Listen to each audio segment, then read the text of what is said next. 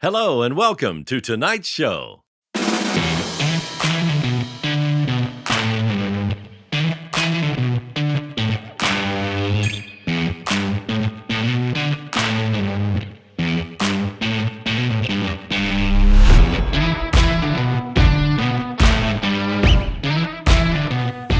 Hello and welcome to episode 208 of On the Bench, the podcast for scale modelers, by scale modelers, all about scale models. And this show is being brought to you by our latest Patreon supporters, Terry Wilkinson, Eric Kinzer, Scott Dransfield, and Lynn Young. You too can help support the show just like these fine, upstanding modelers. Simply go to www.patreon.com/onthebench and pledge any amount from as little as $1 per month. All paid Patreon supporters get an OTB sticker sent to them, and of course you go into the wonderful Patreon Wheel of Fortune for a chance to win a fantastic prize each episode. Before we get on with the show, let's have a quick word from our wonderful sponsor, Scale Model Supply. Are you looking for top quality paints for your next project? Then look no further than the Scale Modeler Supply, Australia's hobby paint. Hi, I'm Scott, and as a passionate modeler myself, I've spent years creating the SMS product range, designing them specifically with the Scale Modeler in mind. We have worked extensively to develop our acrylic lacquer paint range to not only be airbrush ready straight out of the bottle, but also to be easy to use so that anyone of any skill level can create professional results with minimal effort. Just give the bottle a good shake, pour into your airbrush, and spray at 15 psi. So dive into your next project with confidence, knowing that you're backed by one of the finest hobby paints on the market. Head over to our website at scalemodeler.com.au to check out our full range and to find your closest retailer. And hello and welcome to the show, and we are coming to you live from the Hobbyman in Narre Warren. And with me I've got Ian. G'day Dave, g'day Julian, g'day everyone out there in Radio Land. Julian. This is the second time we're doing this because Dave messed up. I hit record, but for some We've reason been it flapping wasn't. our gums for 8 minutes and nothing's been recorded. Yeah, because we're such a professional mob. Well, I am. Well, now it's definitely going because I can see that it's showing bread, so I know we're definitely recording. Gents, what have you been up to? Plodding along on the Yamato, Yes. which is taking a long while, and working on the base for Julian's Musaru Cup build. How's that going? Yeah, good base. Actually, it didn't go too well. I tried an experiment using a type of sealer, and it didn't look good. So I've had to sand it back down and restart it. So I'll have that finished by the end of the day. So Julian will have his base. And my P40s came in, my Royal Class, which are really stunning kits. Now, you were telling me you were hopping from one foot to the other. You were that excited about them. Yeah, just the quality of these kits is just amazing. And you get some nice goodies. You get fridge magnets, of all things, which look pretty cool. I got two Australian-themed P40 fridge magnets. Cool. A really nice poster showing the Aleutian tigers. And you get these really cool little inserts for masking the wheel wells.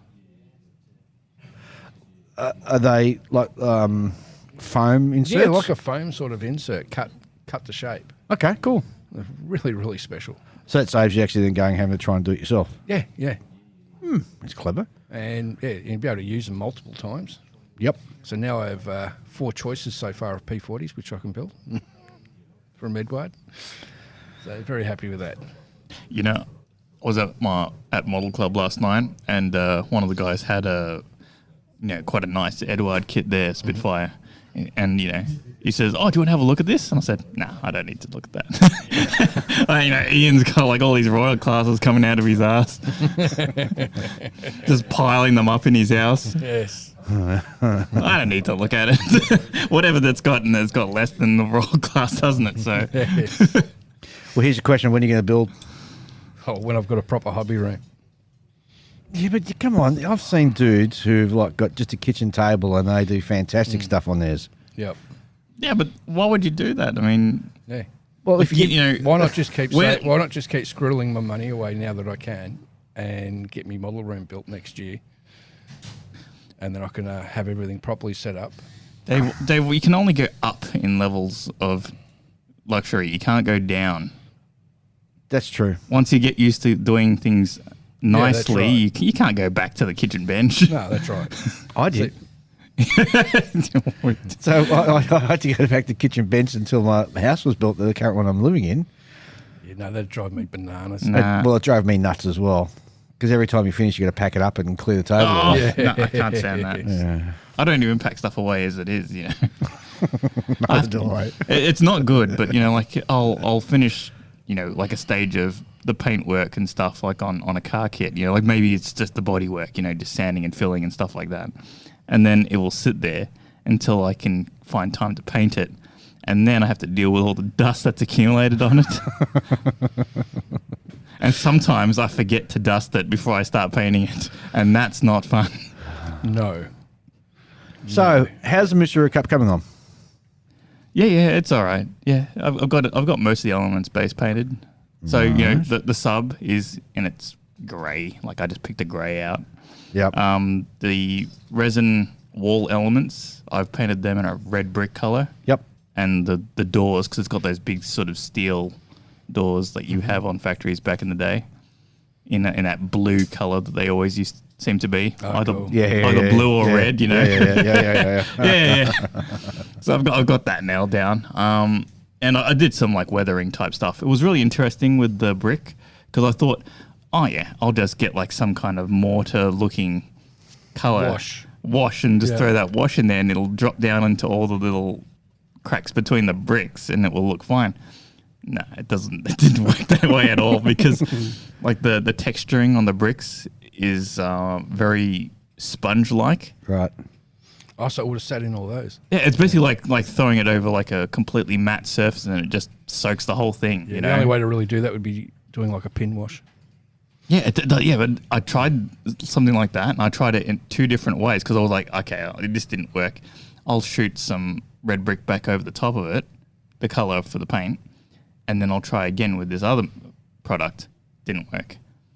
And in the end, basically, I got it to look right by shooting the red brick colour back over the top to, you know, only the surface elements, and that sort of gave it the impression of being like dusty bricks. Yep. So I got works. there in the end, either way. Excellent. And I haven't got much left to do on that. So it's just like the only things left to do are those sort of iron, the steel sort of I-beams and stuff that go in between them. Yeah. And the like metal strips that go across the face of them in some places. And then there's like an electrical box, you know, those old black ones with the, you know what the old-fashioned electrical boxes look like a big black box and it's got like a whole bunch of breakers and stuff on it. Yeah. And then, you know, some cables and then the mortar that runs around the door frames. That's it. Pull your finger out. You've only got 2 weeks. No, he's got more than that. Got a bit more than that. 3 weeks. Well, I mean, what's the date today? The 22nd? 23rd of March? 22nd of March. February. Yeah, February, exactly. And like 23rd of March when Heritage Con is like in literally a month's time. Yeah, all right. So I've got some wiggle time. Yeah. And I'm pretty far along. Like I said, I've got all and also the trailer element. I've got all that painted up. So I just need to do some, like maybe some minor chipping and things like that, some discoloration and things, assuming I can sort of figure that out because weathering's not my thing. Well, the pride of the podcast is riding on your shoulders. And I've also got some base-coated general stowage type stuff from a previous project that I've got there. Cool. So it's got like, you know, say like fuel drum type looking, you know, oil or water drums, whatever they are. I had to check to make sure the Germans use drums instead of just jerry cans. Yeah, they do. They did use the drums. 44-gallon drums. Yeah. Yeah. Yeah, and it's got like some tarps, you know, thrown over it and some like, you know, those weapon You know what? I don't reckon anybody would have known if you put 44-gallon drums there that the Germans did use them or didn't use them. Well, maybe so, but I did my homework and they did, so I don't have to worry about So it. to get points for accuracy?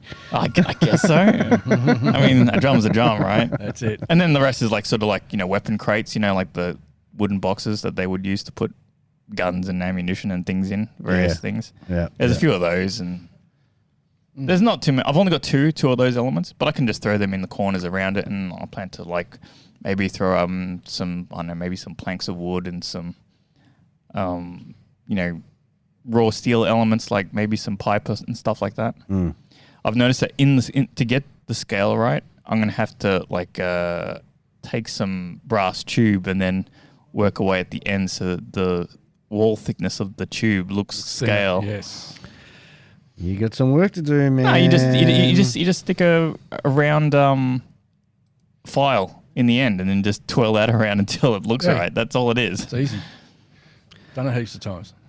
So what about you, Dave? What have you been up to? Well, I just got back from Western Australia. I'm visiting my son and daughter-in-law and checked out a fantastic museum over there, air museum. Mm-hmm. Beautiful, great big Lancaster, which I think there's only one of... How many Lancasters in Australia? Two. So that's the second one, yeah. Yep. And it's got a Tornado donated from the RAF to the RAAF for our 100th anniversary, which I thought was fantastic. Yeah, you don't see them everywhere. No, you don't. And that's the thing. And geez, it's big when you get up close to it. Oh, it's massive. Could you climb inside the intakes? Well, you can reach into them. So there's no. Well, there is kind of like a little thing stopping you getting too close, but you could reach up and touch the leaves of the engines and all that sort of stuff. Really? Yeah. Okay. Yeah, so it was pretty cool. Spitfire and got the usual sort of guff stuff there. So, but it was just really cool. Hot, but really cool. Yeah. WA does get hot. And of course, I visited some modelling places while I was over there. So I went to 3 different modelling shops. The first one I went to was Tactics Games, which is in the central business district of Perth, and that's mainly like a great big store devoted to wargaming, fantasy wargaming, 40K, all that sort of stuff. Yep. So that was really super cool. Then I went to another one called Sick Hobbies, which is in Rockingham. Oh, they got huge stores over there. Yeah, you were saying, yeah. So, like, you go down, one aisle is completely devoted to radio control cars, another aisle is completely devoted to radio control aircraft. You got a big section for rockets, as in, the real ones you'll sort of launch. Yep. Another lane would be devoted to trains, another one to plastic models, and another one to paints. But they're just huge stores, really big. Mm. And the other one I popped into was Hobby Tech Toys. I can't remember where that was. But again, another huge store. And what blew me away, because we were there during a weekday, and the amount of foot traffic that was going through these shops was just incredible. Absolutely incredible. So, I had a good time. Lots of people that work in the mines up there, so lots of money. Well, they're all cashed up, so they come back. I mean, you're locked away for 2 weeks on a mine site, doing 12 hours on, 12 hours off. Yeah, so then you're going to get knocked off and lock yourself away in a room and build models. Well, I mean, people who work in those sort of jobs are kind of renowned for being unwise with their money, Oh, I'm going to get so much hate mail now, Julian. I'm going to direct it all towards you. No, I've read stories and things about, people who work in the fly in, fly out jobs, and then they will destroy themselves and hobbies and indulgence, and let's go buy a motorcycle, let's go do this, let's go on a holiday over here, and it's all gone. And then okay, time to go back to the mines. Yeah. Big boys with big toys and big paychecks. Yeah, why not? That's it. I'd be the same. I'd go and destroy myself in a hobby shop. Yes. Very true. If you've been locked away for 2 weeks or 4 weeks. Yep. All right. Alrighty then. Let's have a quick break, and I think we maybe need to get somebody on from the hobby store that we're here at, and have a chat about what they do and who they are and all the rest of it. Sounds like a plan. All right. Back very shortly.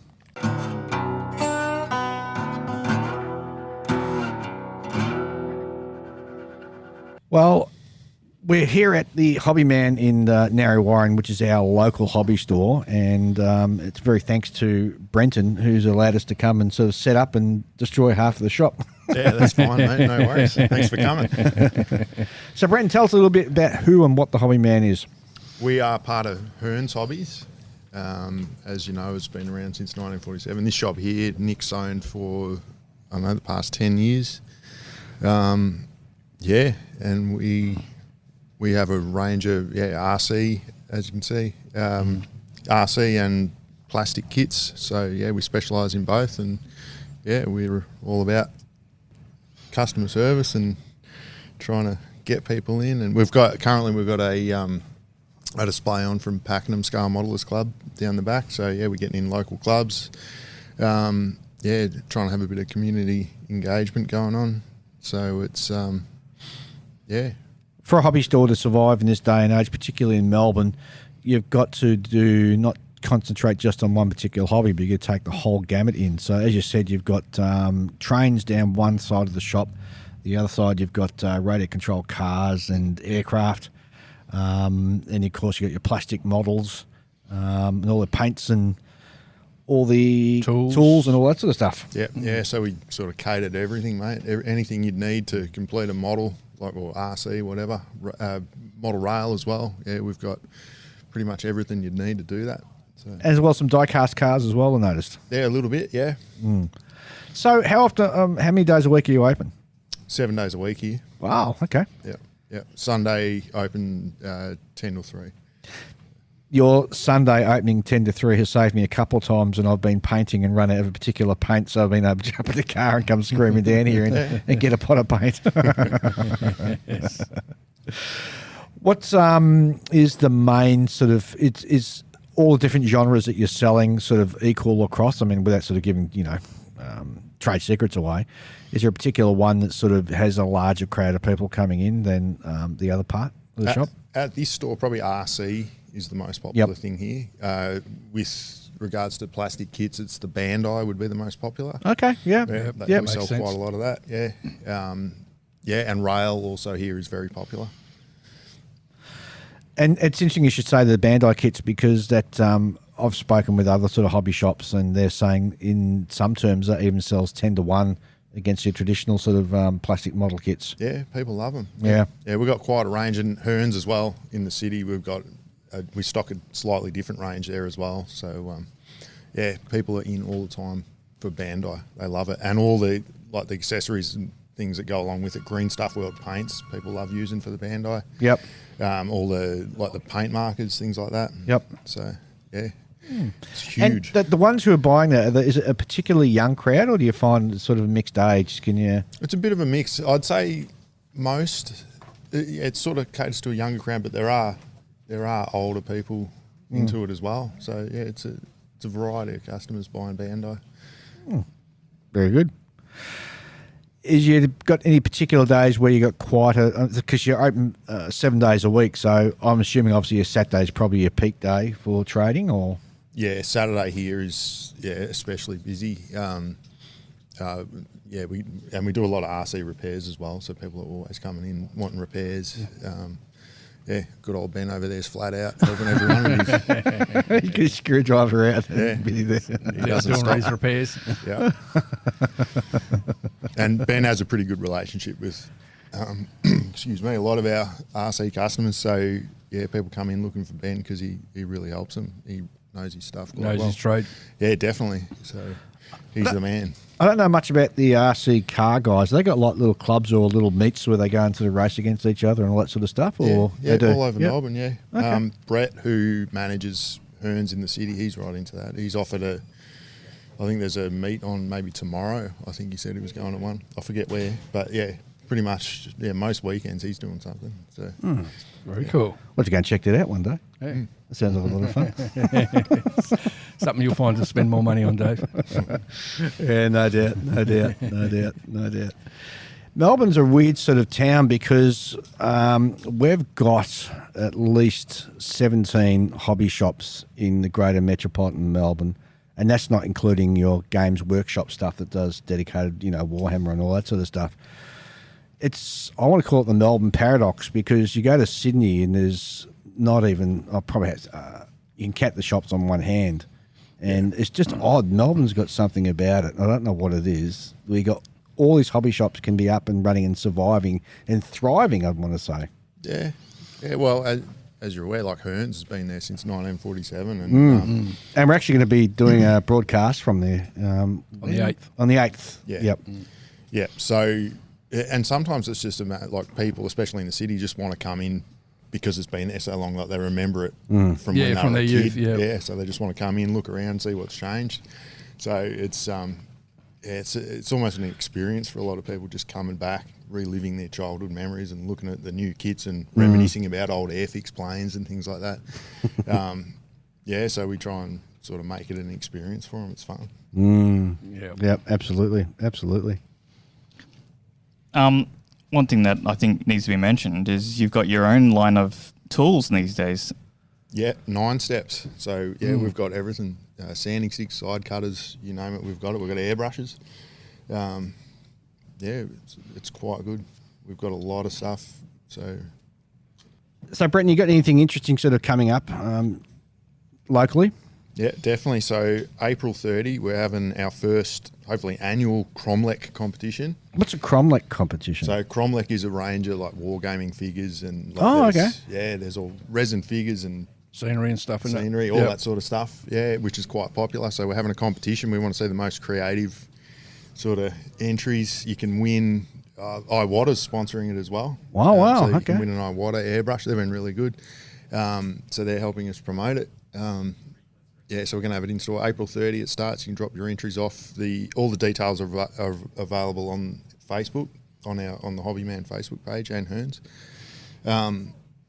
So hopefully it goes well. There's some good prizes to be won. And there's also part of it, there's 2 categories. There's the Cromlech and also like general wargaming, like Warhammer, whatever else. So we just want to see the most creative wargaming models. And you're going to display them in the shop, the ones We that will. were entered for competition? Okay. Yeah, we will. We'll have a display for the winners. We'll put it all over social media. So it should be fun. I'm looking That forward sounds to really it. cool. Yeah, definitely. So in regards to social media and the actual shop itself, where can people find out more about the Hobbyman? You can go to Hearns, the Hearns website, and on Facebook, the Hobbyman Facebook page. There's also Instagram. You can check us out on there. We just constantly giving updates, showing off some of the models, especially from that Pakenham Scale Modelers group display. Next month, we're having the Dandenong Scale Modelers come in and have a display for a month. So it'll continue all year with different local clubs just to keep people engaged. We're just taking photos, showing off people's work. We'll be having a 9 steps display at Model Expo this year. Oh, what's that? Model Expo? No, the 9 steps this 9 steps. 9 steps is our own range. We've got side cutters, a whole lot of paintbrushes, airbrushes, all sorts of modelling tools, sanding sticks, things like that. Yeah, there's quite a variety of stuff that we have. So like I said, 9 steps is our own brand. It's very popular. It's quite Very good. cool. Excellent. Yeah. And you've also got a large public notice board in here which people can come in and put up information about upcoming model shows or clubs or all that sort of stuff as well. Yeah, plenty of local people come in, put up notices for swap meets, whatever's going on, different rail expos, things like that.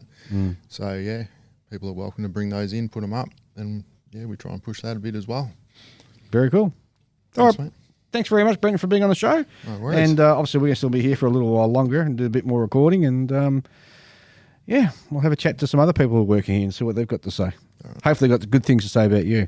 Thanks, mate. Yeah, hopefully. Yeah. All right, thanks, mate. Thanks, Dave.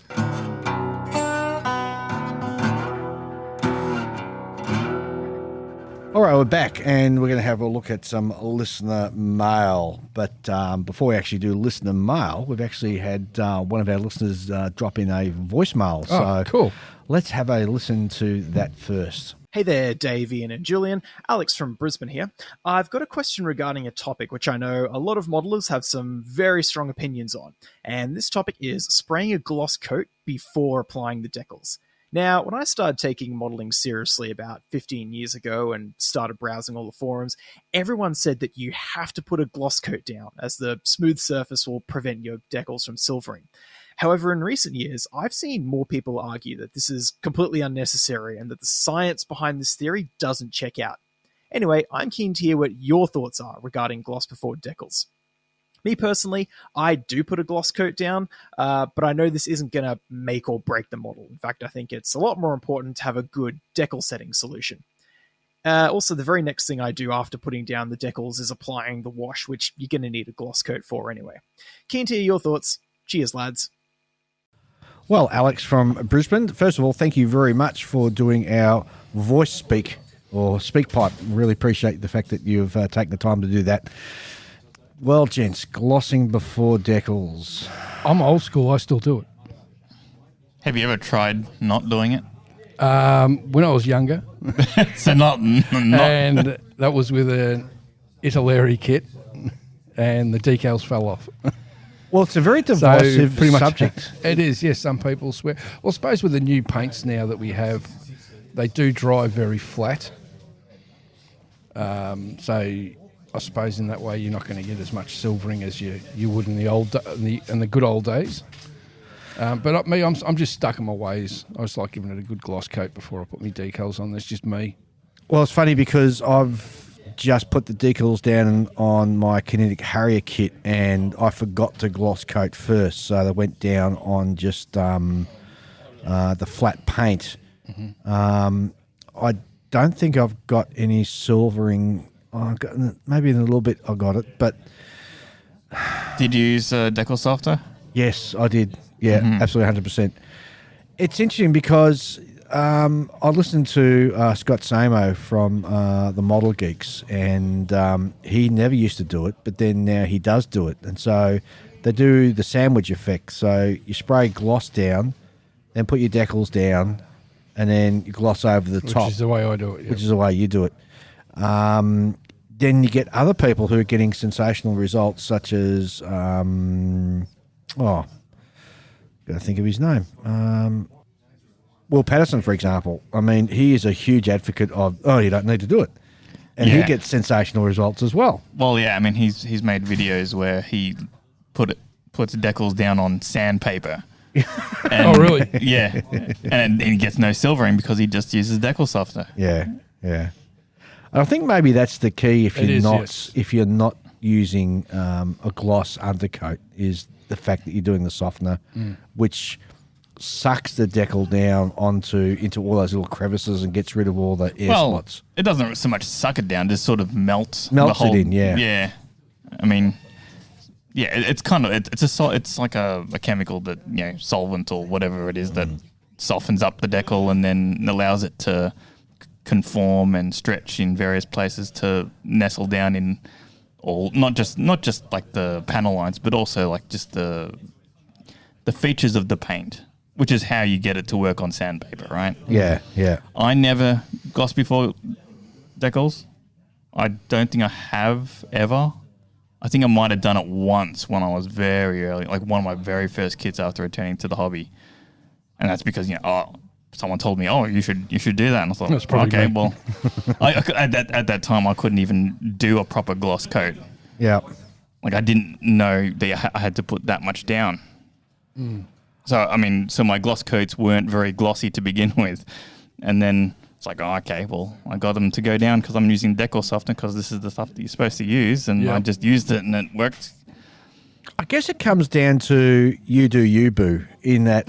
If you're comfortable doing it and you're getting good results, then keep doing it. Yeah. I mean, why change something What that works for you? Yes. Well, I mean, so the problem that you're trying to avoid is silvering, right? And silvering is air trapped beneath the decal. Yes. And you're more likely to encounter that on decals that look like writing, where you've got like a large amount of carrier film that's connecting all of those letters together. Yes. So that they remain to a word. I did my F4 Phantom a while back, and that had like hundreds of decals, because it's an F4 Phantom. Yeah, that's right. Yeah, and I was putting them on 5 at a time because there's so many of them, and all of them are stencil type decals like that. Yeah. No silvering, not even one. Yeah. Because I just used decal softener on all of them. Yeah. And that was on a matte painted surface, Yeah. What are you in? Well, as I said, I'm old school. Yeah. Gloss, decal, gloss. Yeah. The thing is, like, you're not willing to take the risk of not going with it, are you? No, that's right. Yeah, but I'm comfortable with the way I'm doing it, so I'll just stick doing it the way I'm doing it. If you understand what I mean, it's just it's what I'm comfortable with doing, so I'll just continue doing it. But what about the issue where you put the decal down and then you get a colour shift because you put the decal down and you do the gloss over the top? I don't really get that sort of thing. No, Don't me you? either. No. Okay. No. It's not like I don't seal it with gloss after the fact. Yeah. Yeah. So, I mean, I don't really have to worry about those sort of things. But you'd have to seal it anyway so you can use you don't weather though, do you? So With my planes, I used to just flat coat straight over the top of the decals and the paint. Really? Yeah. Flat coat? Huh? Because, like, it's a plane, right? You would flat coat it, right? Well, and I wouldn't, so after the decal stage, Yeah. I wouldn't put a gloss coat over that to seal it, so to speak. I would just flat coat straight over the top. Oh, really? No, gloss coat for me. Because, I mean, if you've got like a good flat coat, it doesn't matter. It just flattens everything. Yeah, but how do you do your panel lines and all that sort of stuff if you're flat coating it? Oh, I just do that over the top. Really? I don't need it to be that clean, Well, okay. my panel lining. And anyway, with the colour, as you're saying, with colour shifting and so forth, well, as you know, I'm always, my final clear coat is always tinted.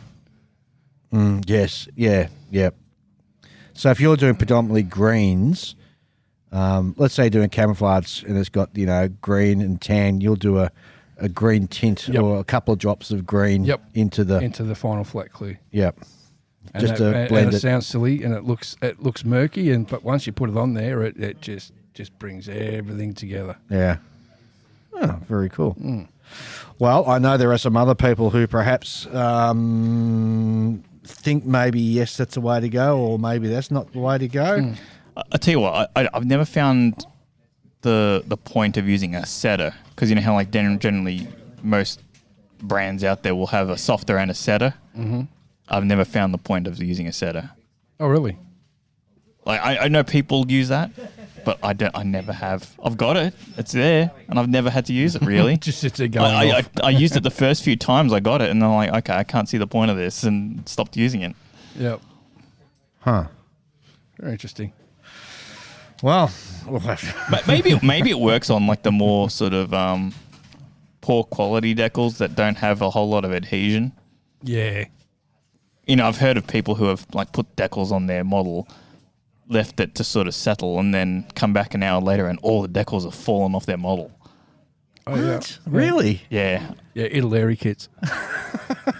Because there's supposed to be like some adhesive on the back side of the decal, and a lot of like silvering issues can be attributed to that adhesive being washed away, I've heard. I don't know how true that is, because like how can you really test it?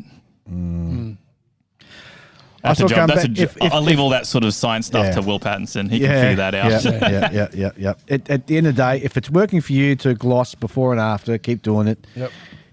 By all means, experiment if you want to have a crack at doing it. Well, I mean, without like the way I sort of determine the difference between the two is Ian has a process, and he's very it's like imagine like, you know how you are with your cooking breakfast. Yes. For us. Yes. And there's a process, and you like it done so in the way you like to do it, right? Because I want to get consistent bacon and eggs. Yes. Yeah, but it's not just that. Like, you enjoy the process, right? Yeah. Yeah, and that's the same for him. And to skip that process doesn't really do anything for him. Whereas for me, I'd much rather save the time, and I know I can get away with it. Yep. Yeah. Shortcuts leads to mistakes, though, sometimes. No, but well, I mean, it's not really. It's more like he's taking the scenic route. Is how I like to think of it. I take the scenic route. Yeah, well, I do like taking the scenic route. Yeah, I mean, he enjoys doing it. Like, he enjoys doing it more than he enjoys not doing it. Yes. True. And that's what the hobby's all about, really. Yep. Yes, it is. And again, I'll say that if what you're doing is working for you, then keep doing it. I'm not advocating one way or another. Totally agree. But just be aware that there are different ways of skinning a cat. Yes. Okay. All right, thanks for that. And don't forget also that you can also send us a voicemail message. Just click the link in the show notes, and love hearing your voice. So click that link, guys. Yep. All right, our next email comes from Rich Cap from Clovis, California, and he writes, "Hi guys, I have posted pictures of our recent model show on the Bench site along with the following report. So the Fresno IPMS Scale Modelers would like to thank the podcast for promoting our recent show. On February the 1st, 2025, the second edition of the Sprue Bowl took place in Fresno, California. The theme was the 50th anniversary of the end of the Vietnam War. The show featured about 240 models distributed throughout 47 categories. Wow, that's a huge amount of categories. Yeah. It also featured many special awards. Judging was traditional 1, 2, 3 style, and modelers from all over Central, Southern, and Northern California attended. Great models, fellowship, deals, and tacos. Oh, tacos. Well, that's a were good enjoyed idea. by all. Thanks again. Gotta have That's your tacos. from Rich Cap. Well, we're more than happy to promote the show. I saw the photos. There's some really nice, actually some really good talent out of your area there, Yeah, Rich. absolutely, there was. I'm not really a taco person. Aren't you? Right, really? You more of a burrito or a... Well, I've never been really sort of into Mexican food. enchiladas? Don't know what you're missing out on, mate. Yeah, you don't know. The closest I've come to eating Mexican food was that sandwich I had when we were in the States. You know, that one after the Udvar Hazy trip? Yeah. Yeah. I'll have to cook Mexican one night and you guys have to come over because Yeah, it's Mexican not food's great. spicy. I trust you because I'm not a spicy But person. I am a spicy person. Oh. So have you had chili con carne before? No. Oh, my God. Oh, you're missing out, dude. You're missing out. Like the thing about spicy food is that, you know, you can be well adjusted to one type of spicy and then you have another type of spicy and it completely throws you for a loop. You know? That's how it is. Yep. Like for example, jalapenos. They don't do anything for me. Like it doesn't affect me. It may as well be like cheese. Seriously? Yeah. No. But there are some other types of you know, spicy that would just wreck me. Yep. Well, okay. The way I would put it, it's like someone who's accustomed to drinking beer and, you know, has no problem. Can drink it all day, but as soon as they drink vodka or something, they it's like they're a beginner. Yep. All Well, right. before we get on to the next one, we've had a listener who's dropped in to say good day. His name's Dave, and he's over there at the desk purchasing. Looks like he's got himself just hold that up, Dave. What have you bought? A space battleship. Yamato. Oh, very nice. $31.99. There Very we go. cool. Well, Very cool. he's going to enjoy building that one. Spending his money. Do you know the story behind that? No, I don't. So Space Battleship Yamato is basically they went down under the sea and revived. They revived the old one. Yeah, and then they made it fly through space. It's a ridiculous concept. They did a live action movie on it too. Next email in is from the president of ACT SMS, which is the ACT Scale Model Society, and it's from Pete. And he says, "Hi boys, join us if you can. Should be a fun weekend with plenty getting involved already. See details below." And the details are, it is a build blitz, which goes over a weekend. Blitz Build is a famous silly event which can help the modeler blow the cobwebs off and get something completed.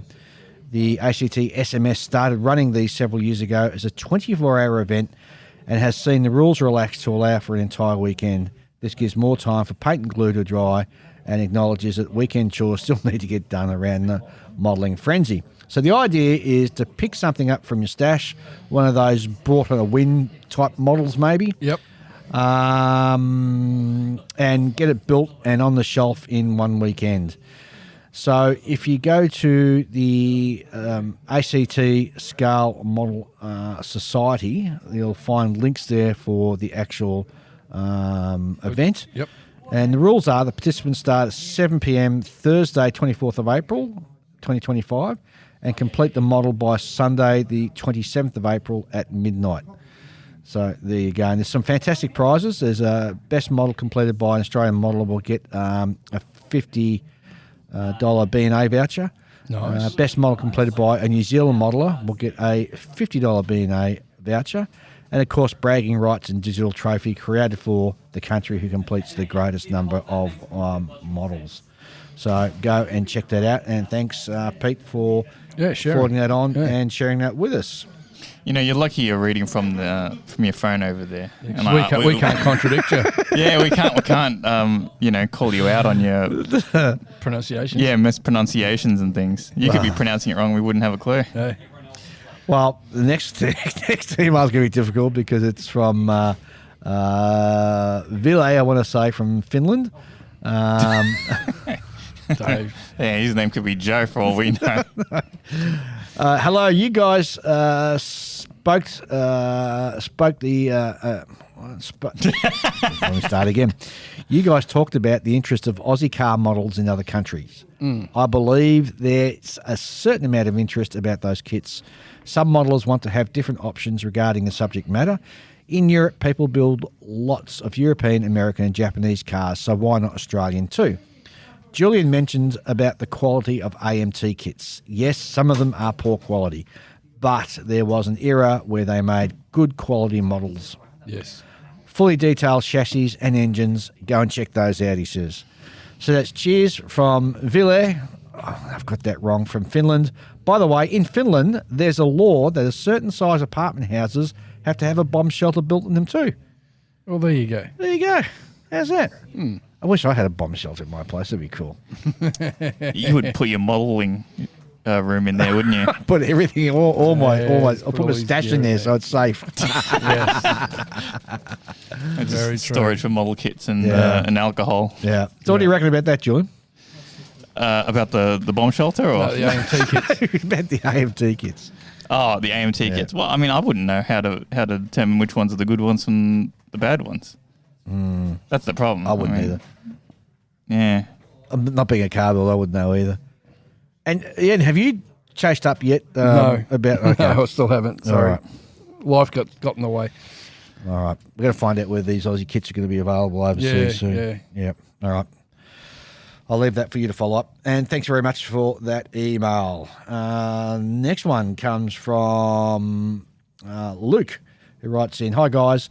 Dave, your NASAM launcher diorama sounds good. And the 16th regularly, that's a artillery regiment, regularly goes to Kultana, which is a range in South Australia.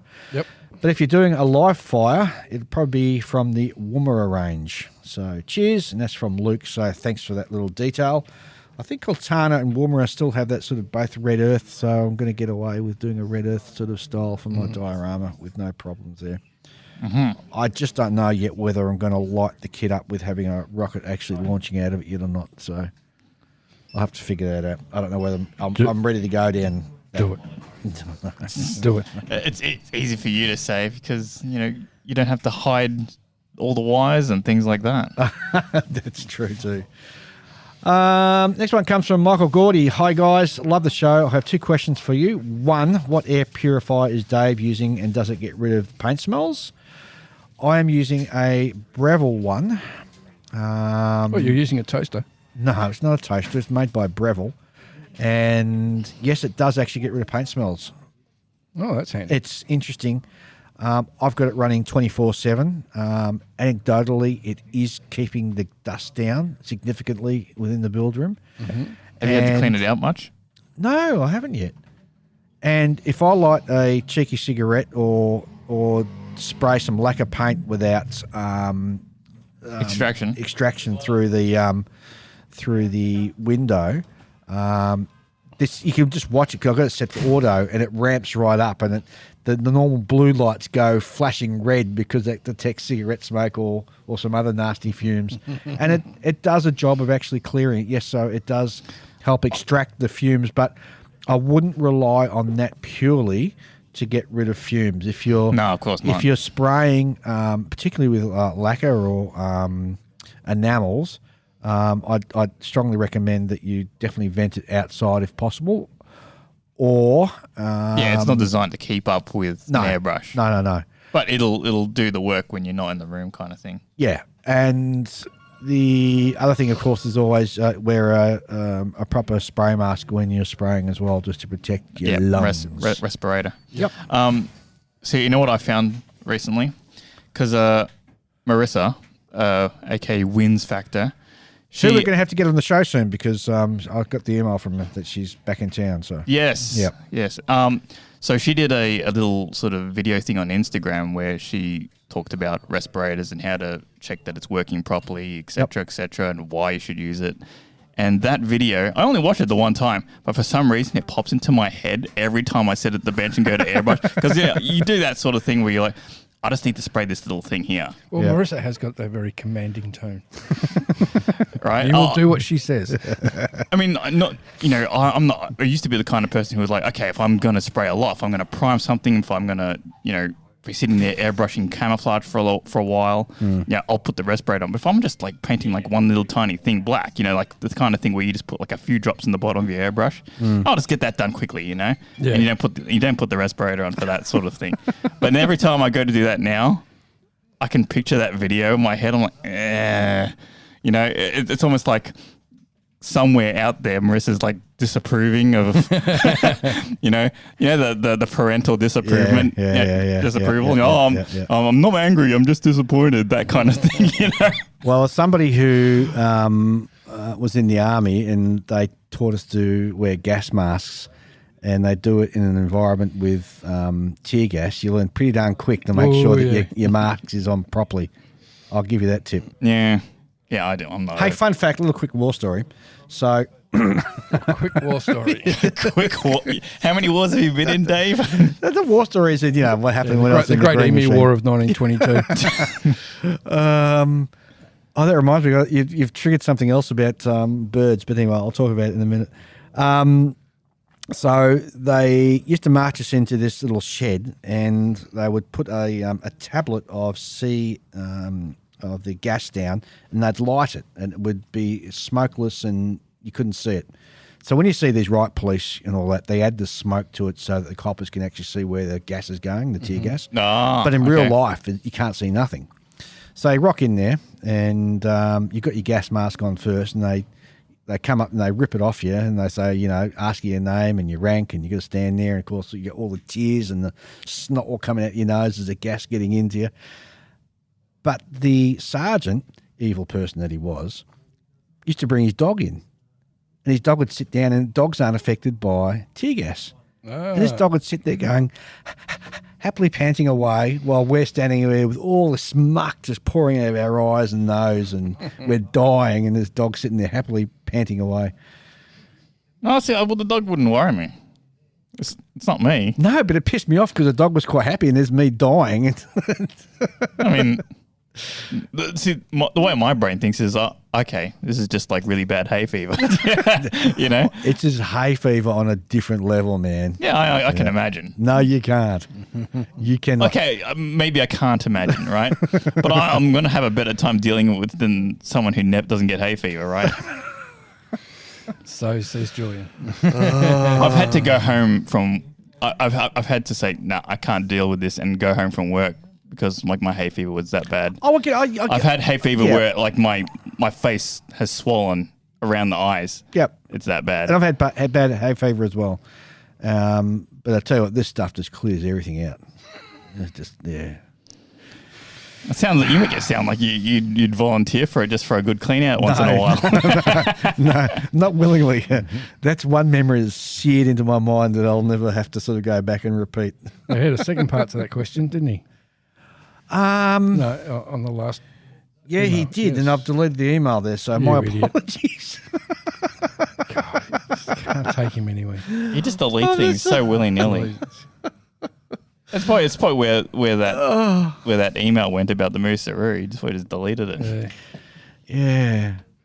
Now, there was a question you said about the emu wars. Apparently there's 2 countries that have had bird wars. Australia was one, and there was another country somewhere else that went to war against birds and lost. Really? Yeah, and I can't think of what it was.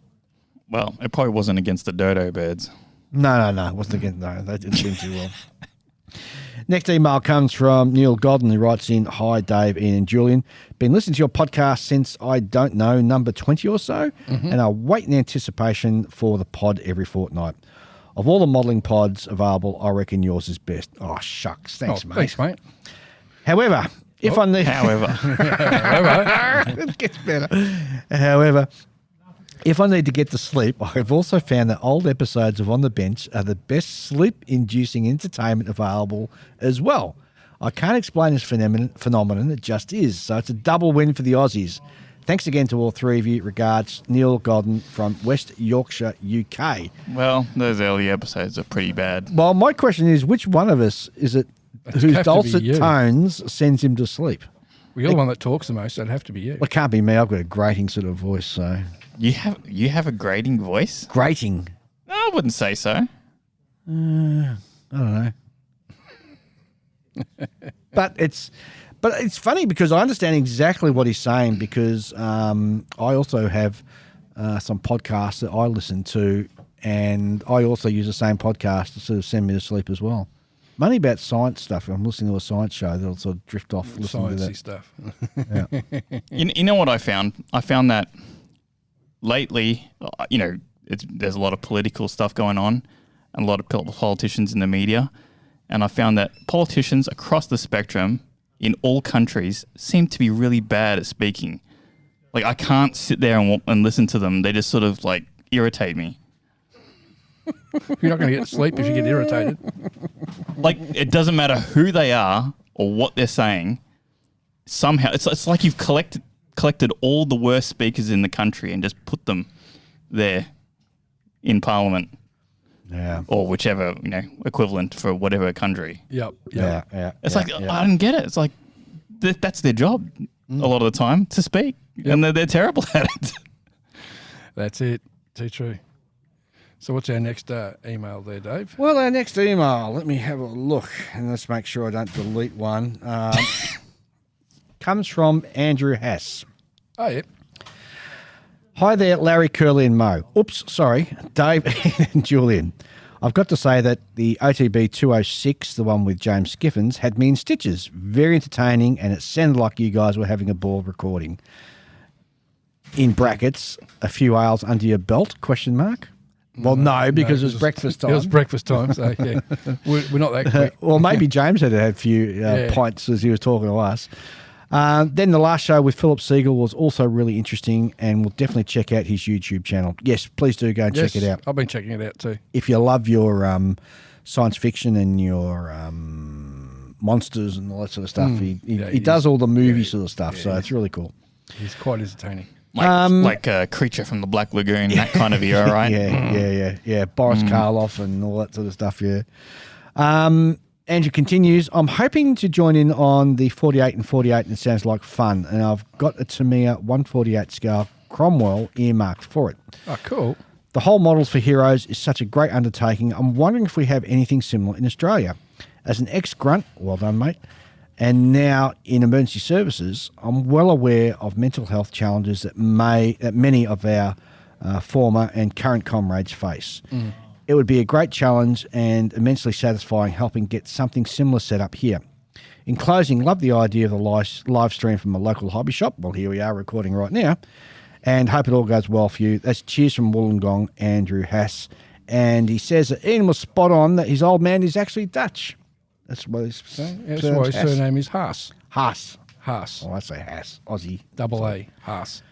Which is Dutch for hair.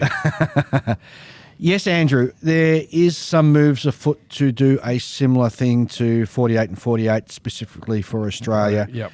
And our good friend John Marley is working tirelessly to try and get that running. Yeah, and it's not an easy thing to get off the ground because obviously you've got to then work in with all the return services leagues and all that sort of stuff as well to gain charitable status and everything. So.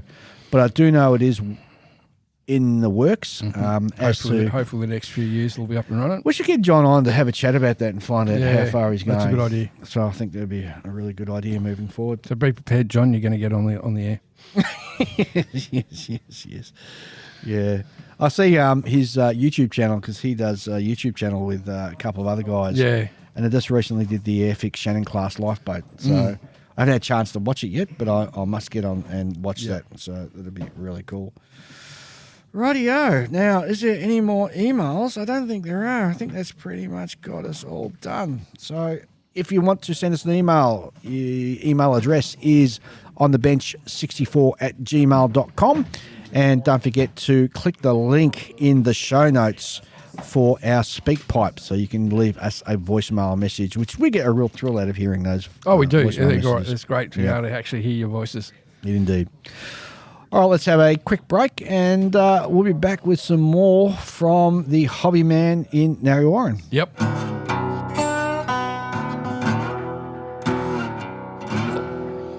All right, now we have great pleasure introducing Julia, who is also one of the other people who works in the shop here.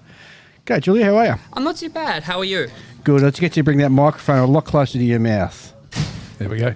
Perfect. Perfection. So how long have you been working here? Like 10 years plus? Oh, my God. Yeah. You're like a fixture of the shop. Yeah, furniture. I started in Dandenong, worked there for about 6 months, and then Davin opened here, and I've been here ever since. Wow. So what do you specialise in? Oh, well, you just got a broad range of stuff. I've worked here so long now that I think I can work in almost any part of the shop pretty effectively, but my biggest passion is probably miniature painting for the most part, just casually. Okay, yep. Yeah. I noticed you before, you're behind the counter helping somebody out with a radio-controlled item as well. Yeah. Yeah. I've always been pretty good at figuring stuff out a little bit and finding a way to fix it. So I just do. I mean, Ben's always so busy, so pretty much have to help out, you know what I mean? Otherwise, people be waiting there for ages for him. Yeah, absolutely. Now, we've got some of your 9-step products here, which is exclusive to the Hobbyman. Is that correct? Well, I am wholesaling it now as well, so it's not technically exclusive, but it is OEM manufactured by us. So we will have an idea, go to a manufacturer, make some changes, try to find a way to make it more interesting, put a spin on it, manufacture it ourselves, pass it on to the customer. So generally speaking, like with the side cutters, for instance, like the expensive $60 side cutters we make, I can't remember the exact name at the moment, but they are like probably 80% of the God hands, but at like $60 rather than $100. Wow. So Big change. yeah, or like the ones you're holding in your hand there, Julian, the classics, they're like $30. And normally for something like that, I think with Tamiya, it's like closer to $60, $70. So essentially, it's a way to try and find good quality like modeling tools that everyone will need at some point, right? Whether it be side cutters, brushes, sanding sticks, etc., right? And then just finding a way to make it a little bit better and then pass it on to the customer. So also, frankly, we make more money on this stuff than the others, but it also means that the customers get a better deal anyway. So everyone wins, right? Yeah, it's a win-win situation. Yeah, because like, the Tamiya products and all that sort of thing, like they're really good. Everyone trusts them, everyone loves them, right? But everyone's getting squeezed. So the customer's getting squeezed, the whole retail's getting squeezed. They're just so big that they can do it, right? So the only way to claw that margin back for the business is to start doing this kind of thing. And it's the same across, I think probably seen it with every hobby store does it now to some degree because you just have to. Okay. So you got a whole range of different things under your 9-step banner. So I've got in my hand here some sanding blocks, which are the firm type. Yep. The packet, it's a blister packet, comes with 3 sanding blocks, but there's 6 different grades. So one side's got 1200, the other side's got 1000 grit. Yep. One's got 600, and the other side you got 800, and the other one's got 240 grip on the other grit, and the other side 400. Yep. And the bit about these is you can actually cut them and pull them apart, so you can use different sizes as well. Yeah, they'll last forever too. Like, frankly, I don't get much repeat business on them because people just tend to not need it, which is unfortunate, but it is what it is, right? Like, and like everyone needs like sanding sticks. Oh, like, definitely. You need them. It's not like files anymore, where everyone used to use files. Everyone uses sticks now. So People do go through side cutters though. Oh yeah, especially if you drop them and break the blade. or Yeah, don't do that, Dave. or your partner finds them and uses them on something they're not supposed to, or something like that. It happens pretty often. The kids borrow it for 5 minutes and use it on like spring steel wire or something like that and smash the blade. Bigger range of paint brushes, things such as Paint hold stands to put your little alligator clip holders in. Yep. Yeah, like galley clips. yeah, like it's one of those things we're constantly expanding the range and just adding to it. And yeah, I am slowly starting to wholesale it out as well, just trying to get some volume in on it, basically. But yeah, we do what's it called, cutting mats and all that sort of thing as well. I want to do some big ones because no one wants A4 apparently. Everyone wants A3. No. Yeah, A3 is the way to go. Yeah, well, whoopsie daisy, right? We've got 6,000 A4 just cutting mats now. But So these are exclusive to Hobbyman and Hearn's Hobby? At the moment, yep. well, like I said, I am wholesaling it a little bit, so we have the biggest range. We have it carry everything, but other stores do buy bits and pieces from us now. So just because other wholesalers don't have it or it's convenient to get it from me, that kind of thing. Yeah. Do people have to actually come in the store, or do you do a online presence as well? Oh, you can buy it online, absolutely. So I think there's even deals if you buy like a model kit and some 9 steps, you'll get like a percentage off or something like that as well. There's always deals with this stuff. Oh, that's interesting. So like, yeah, rather than, basically I want you to buy those rather than the other ones, essentially. Yep. But you get a good deal out of it. The store gets a good deal and you get a good product, frankly. We really believe in this stuff. Like I've had one of the expensive side cutters come back in my time here all shattered. I think the kid misused him, but I just gave him some more. I don't care. It's whatever. It's more important to protect the brand and Good give people customer service. Yeah, It is. Ideally. Good customer service. Yeah, ideally. Yeah. Terrific. So, what else can you tell us about the actual shop while we're here and we've got you? What's your part that you enjoy doing the most? The part that I enjoy in my role most, it's either spreadsheets or just talking to people on the sad day. Spreadsheets? Yeah. Everyone's got their thing. Yeah. I'm a bit of a spreadsheet hound. So like, I was just in the back while you were talking to Brenton, just going through the Perry miniatures order. You know what I mean? Like, just have to do it, right? And the other part I really enjoy is just like seeing my regulars on the weekend. Like, I don't work weekends much anymore, but you see them come in and they're still happy and they're still enjoying their hobby. I don't really mind what we sell in a sense. I just care that like our customers are getting value. Like, if people are coming in once every couple of weeks, they buy a thing or two and they're going home and they're happy, like that's a win, right? That's success. Yep. If they're not coming in again or they're unhappy with their hobby or they don't feel like they're getting anything out of it, that's a loss, right? So I would hope that as a company, we aim to just try and make as many people's weekends enjoyable as possible. That's probably what I aim to do. Yep. So, Julia, talk us through how you decide what stock to get in. I'm intrigued as to what's the decision process behind that?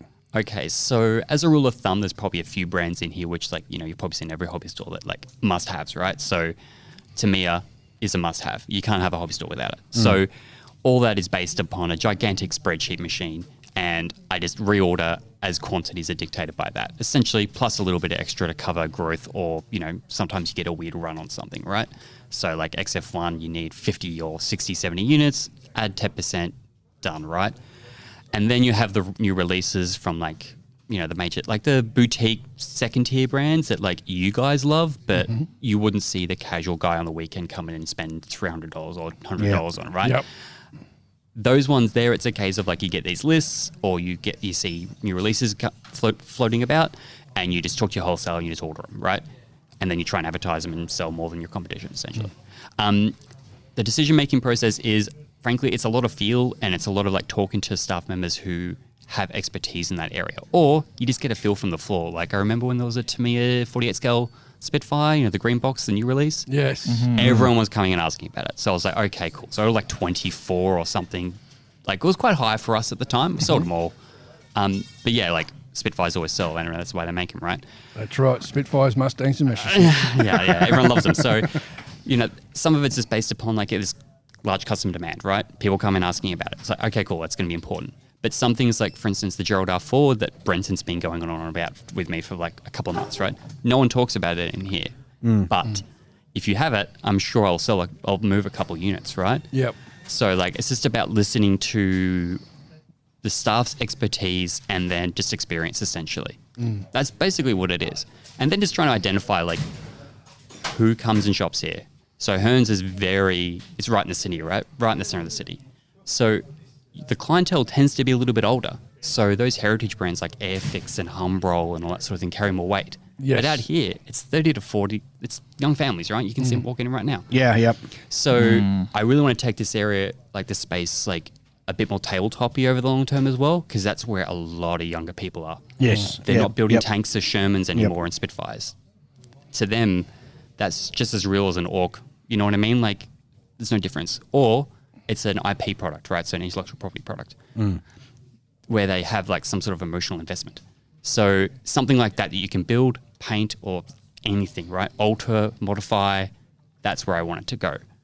So, you know, that's why Bandai does so well, right? Because like anyone can pick it up and it's simple and, you know, you can put as much into it as you want or as little as you want. Yes. Well, we're talking to Brenton earlier on, and I think the ratio, the rule of thumb is 10-1 with Bandai against traditional sort of plastic model kits. Yeah, depending on the store, I'd believe it. Like, it just moves. Like, you've seen it walk out the store today, and it's Yeah. all younger people. And Yes. they come in, they'll Yep. just buy it, and they'll take it out, and they'll go home and build it, right?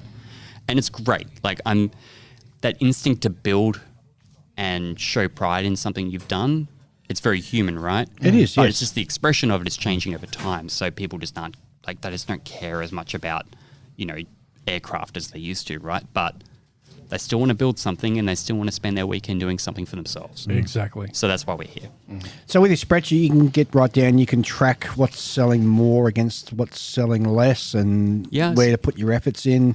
You can Yes. see trends perhaps occurring as well. Yes, absolutely. So you can see like, oh, you know, this particular paint has a run on it because there was a release or something like that. So I remembered once the AS, what was it, Insignia White, that had a big run on a number of years ago because everyone started releasing X-Wings. Yes. So everyone was just buying that can. And then it ran out. No one had it. It was brutal. But yeah, you can track this stuff. So you can track, you know, what's selling and all that sort of thing. You have to like get pretty finicky with your reports and make sure you're not giving yourself bad data in a sense and like learn how to read it. So you can set it over a month or a year or what have you. But yeah, you can get pretty fine on it. It's really good. It's really useful because I'm sure everyone's noticed here is that the hobby stores around the world, they're just getting bigger and there's less They of the are. small ones. Yep. So in here, we've got like over 100,000 protocodes, 130,000 protocodes. And each one of them sells, doesn't sell, and you have to check and monitor it all. It's a big job. Yep. So yeah, part of my job is to identify stuff that's moving fast, identify crap, and just get rid of it. And you touched on paint before, and you got a fantastic range of paint here in the store, which glad. is you got our favourite, which is Mr. Hobby, and Yep. also SMS paints. Yeah, that was an addition this year. Oh, last year, sorry. And it's great to be able to walk in and see such a large range because you're catering for all segments. You're painting, you're covering your minifigure painters. You're covering your traditional modelers. The railroad guys. Yeah. Yeah, exactly right. And because of the internet, right, everyone's so fragmented on their taste, right? So you will see people coming in and going, oh, I saw this person painting with this brand, and it's like some brand, you know, there's a million of them coming out of Spain right now, right? I'm sure you've seen it, right? Well, they just changed the label slightly and call it a new paint. Yeah, and slightly different like marketing thing, or there's like small variations, but yeah, it's all very similar. You'll probably find a lot of them spring up and then a lot of them die, to be honest, just because there's not enough throughput to maintain it, right? But everyone uses slightly different brands, right? So the hardcore modelers, they love their lacquers, right? So the Mr. Color, SMS, sometimes the Tamiya lacquers if they can't find it anywhere else, right? And then the miniature painters, they won't touch that. It's too smelly because they're right up close holding it. They're going all the way to the third generation acrylics. And then you've got all the other bits and pieces. You've got people buying Humbrol, but that's getting expensive. That's like $6.50 a pot now. Oh, jeez. you used to be able to pick it up for 10 cents a pot. Yeah, and the range is decreasing as well because of EU rules. So I think they had to remove an ingredient from it. So the range of the Humbrolls is going to decrease over time, and it's getting more expensive. So that's on the way out. Yep. Like like new hobby stores won't be buying that rack, I suspect, and the old ones will hold to very little. So, Julie, if somebody sees a new release or a particular model kit that they want to purchase, can they come in and ask you to try and source that for them? Oh yeah, absolutely. We do it all the time. Just ask me. Yeah, absolutely. So a lot of the kits, as soon as they're released, like Nuremberg style, you guys come in and go, yeah, I have to create the code, and then like it won't get ordered until it actually I get a list from the wholesaler saying we've got a thing. But yeah, you can absolutely do it. Like we do it all the time for people. Like I've got drawers underneath there and kits at the back for people just waiting to come pick it up. Like the Tamiya Revos were a big one. I had like 4 of them at the back that were just like waiting on custom orders to come pick up. Yeah, we do it every day, literally. And of course, when Ian comes in, you all go, "Oh, the whale's here!" Yep. Well, the scary part is that I know every hobbyist shops around, right? Not everyone stocks everything. So the idea that Ian's coming and spending all his money, and then it's like, oh, okay, well, how much is he spending elsewhere? What else is he buying? We won't go there. Yeah. What other brands? Because like not everyone stocks everything. Like I don't stock AK yet, right? How much AK money is going in there? Yep. We don't look at those numbers, Ian? No. I don't. It just depresses me. Yeah, never track your spending with stuff. Just you enjoy it. Yeah. Spend as much as you need to enjoy it, or as little as you can do to enjoy it, and that's Exactly. it. Don't track it. Just put it in the discretionary money pot and just enjoy it, and not rush. That's it. Don't think of it too much because you'll just ruin it for yourself. Because everyone's overspends on their hobby. My mum's got a gigantic box of fabric. She doesn't use it, but she loves it. So whatever, Yep, that's right. And we also touched on earlier on with Brenton as well, the community, how you're reaching out to the community as well. Yeah. And bringing them in and trying to cater and lever off that as well, I want to say. Yeah, because the thing is, right, we're not competing with it, the other local, like Models and Hobbies for You anymore, or just Metro, right? We're competing with a worldwide audience of retailers, right? Everyone has everything all the time, so how do you distinguish yourself in the local market from those people? Well, one way to do it is just to, reach out to community and, form relationships and all that sort of thing, right? So Brenton's been doing a really good job of, getting, the guys to come in and put models on the cabinet, right? So you can come see your local guys, what they're doing, how they're doing it, all that sort of thing, right? And we can put you in touch with those clubs. And he's also, organising competitions, organise you guys to be here. He's done a really good job. I'm really proud of it. It's great to have a local bricks and mortar store, because as much as the internet has made it great that you can sort of access whatever you want, at the end of the day, you still want to come in and walk up and down the aisle and, have a look around and pull something off and have a look inside it. Yep. Well, another way to think about this, right, would be that, algorithms and Google and those really big tech companies, they sort of show you what they think you want to see, right, often. Yes. Mm-hmm. But they're curating an experience for you. But you go to a local hobby store or go to the shelves or something like that, and you can look at anything. And maybe you might surprise yourself. Maybe you might go, oh, I didn't know this existed. Or maybe you might go, oh, I've never seen this before. And you can try something out that you wouldn't have otherwise seen. Exactly, yep. Or you can troll through, thousands of pages of websites, right, which is infuriating and inefficient. I find it infuriating anyway myself. Just because, these kits, right, these companies make hundreds of models, right? And there's all these little variations. So you have to go through lists and lists and lists trying to find something, or hope the search function works, essentially. And some websites are better than others. So yeah, going and just looking at the shelf and having a quick look around, it feels good, right? And then you can meet people. People meet each other all the time here. You'll see hi Jack kind of thing. Yep. And it feels good, It's nice to feel like you're not just alone in what you're doing, Yep, exactly right. Yep. That's what a hobby shop's supposed to be, I think. The place where you can come and sort of gather and catch up with mates and have a good yak and Spend some money. Wow. Look, I would hope that everyone that walks in here, spends maybe a little bit of money. But honestly, if you don't want to, you don't want to, right? If you just want to come and have a look, you can have a look. It's fine. But more than anything, I just want people to actually feel good about walking in the door. Yeah. Right? Have the aircon on. Yeah, well, especially a day like today. Yeah, just, come in and shoot the shit, you know what I mean? It's it's a nice feeling. It is, yes. Yeah. Totally agree. Yeah. Totally agree. Very cool. Now, let's have a quick chat about, we've got a little figure there, which is going to be part of our Patreon Wheel of Fortune, which some lucky Patreon listener is going to win today. Yep. It is a Ned Kelly figure. Yeah, the 24 scale, Ned Kelly figure. So this was kind of partly my brainchild, actually. So I noticed the thing that people really want more than anything else is Australiana. Yep. People like what they know, essentially. So I really wanted to do another project, but my boss really wanted to do Ned Kelly first, because I think it was a simpler design and everything like that. And he got his heart set on it a little bit, to be honest.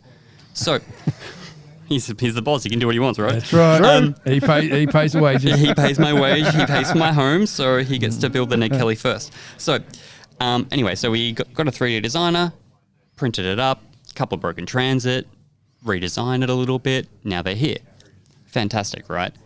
But these are full resin, very highly detailed, and they got And I was really proud of this because then it did take a long time to get this to market. To be honest, we've got most of them come out now, but we've also done them in 35th and 87th.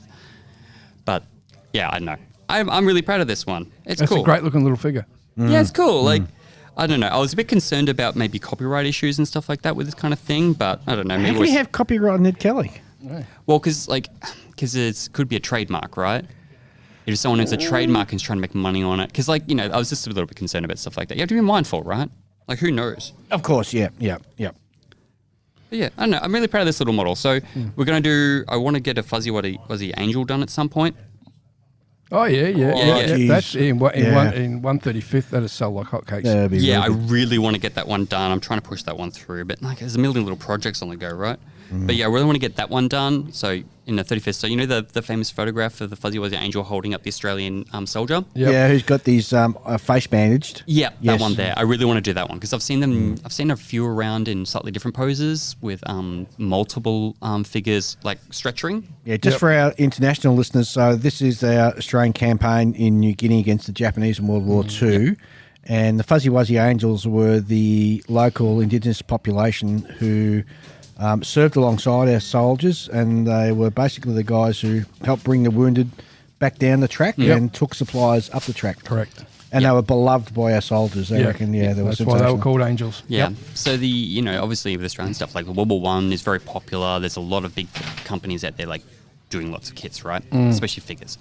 But this kind of like smaller conflict, Kokoda Trail, that kind of thing, it's too small for like someone like Masterbox or Mini Art to do, right? They're just not going to touch it. Yep. So it provides a really good platform for us to give it a go, you know what I mean? And just see if we can, because like a hobby store like this, I don't think it can survive long term if we don't start producing our own products. I'm concerned that it just won't survive. Like you just can't get the margins out of it.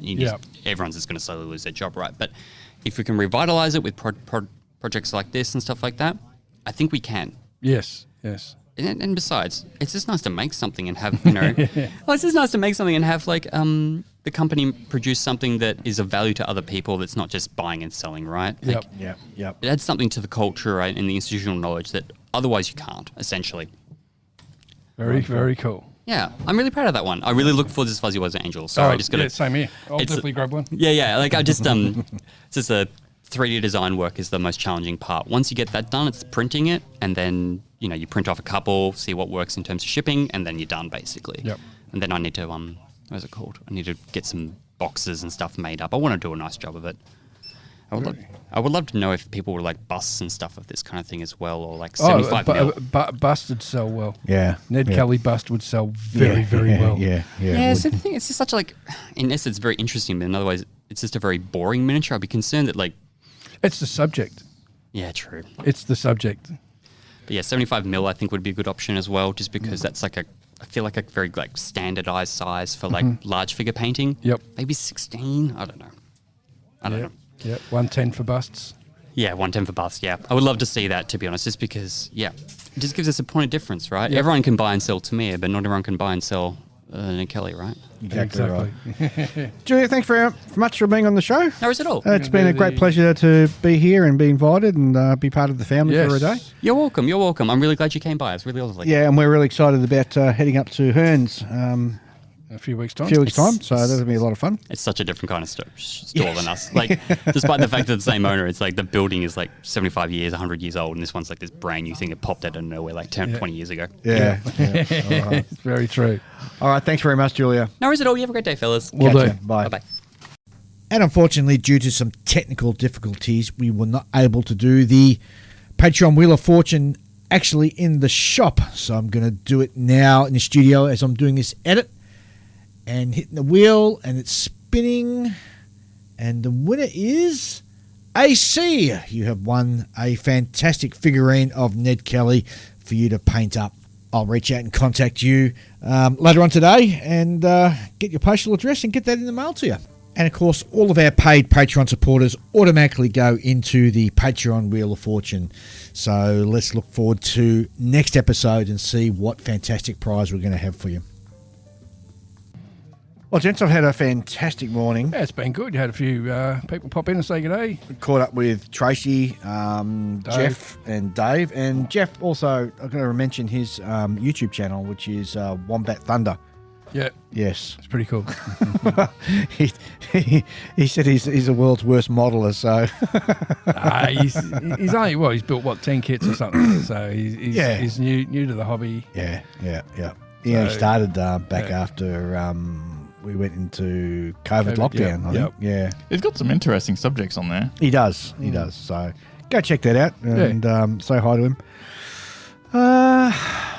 I don't know. I think we're about done for the day, aren't we? We have, yep. It's been fantastic. I can't wait to get to the other store up in the city. Yep. In a couple of weeks' time. Car parking is going to be fun. Yes.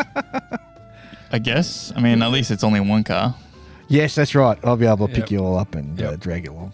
So, Sounds good. Yeah, it'll be fun. Sounds good. All right, gentlemen. Thanks very much. Been a great show. And don't forget to send us an email to onthebench64@gmail.com. And, of course, don't forget to leave us a voicemail. Just go check out SpeakPipe. Check out the link in the show notes. And don't forget also, there's a whole host of other great podcasts for you to listen to. Just go check them out on Model Podcasts, and it shows all the other fantastic shows. So go check them out as well. Yep. So, and a special thanks to everyone here at the Hobbyman. For letting us in Absolutely. for the day, and, Thank you to Brenton and Julia and the other people around the shop as well for hosting us today and helping us out with the setup. Yep. It's been really good and a lot of fun. Yeah. And I I have to hope say, I'm enjoyed very satisfied with our little setup here. it. Yeah. You know, You're satisfied? yeah. Well, that's a good Well, sign. I mean, it doesn't look like. I mean, this is the same setup that we take everywhere. Yes. But on the other hand, like we got like the banner thing, and we got the black cloth, and it's a nice sized table. It doesn't look too big. Yeah. It looks professional. Yes. Yeah, it does. It actually it doesn't look as janky as I imagined it to have been. Gee, thanks, Julian. I feel so much better now. No, I mean like it looks similar to how we normally set up, but I don't know. It just sort of came together even better than it normally does. Very cool. All right, gents, we'll be back. I don't know, maybe a fortnight. I think there might be something special coming up, so I'll have to talk to you guys offline about that. So we'll see. Well, see what happens. All right. No worries. Bye-bye. Bye. And again, many thanks to Brenton, Julia, and the team out here at the Hobbyman by Hearns Hobbies, located in Narre Warren, open 7 days a week. If you want to find out more, go to the website, which is hearnshobbies.com. A whole heap of fantastic stuff there for you online to choose and order online, but also why not go out to a good old-fashioned bricks and mortar shop. Thanks very much for listening. We'll be back soon. Catch you later.